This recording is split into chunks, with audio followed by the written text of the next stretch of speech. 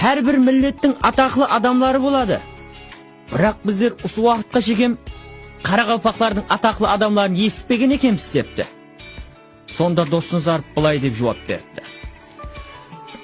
Qaraqalpaq degen halk barlığın esitpegen sizdey kulağı ağır adam, onun ataklı adamların kayıktanan bilsin.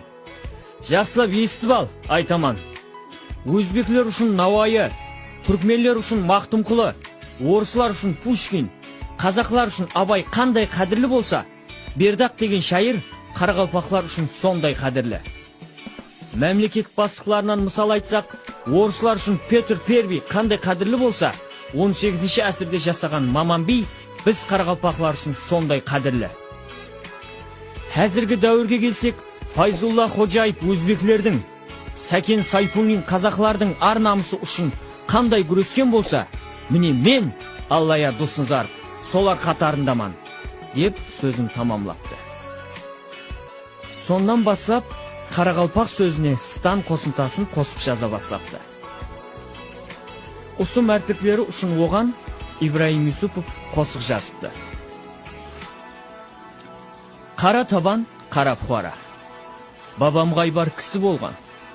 Кеулі ақ қалпағы қара, жау менен көп ісі болған. Аттан құлап атырғанда, хан майданда сүйеп оны. Бір уәсият айтып кет онда, деп сорапты оннан ұлы.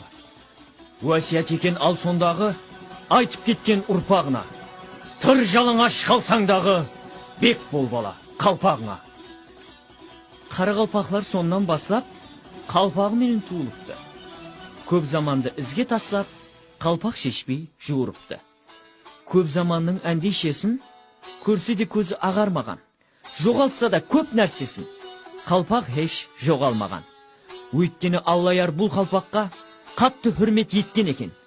Отау тігіп Қарақалпаққа бақыт беріп кеткен екен.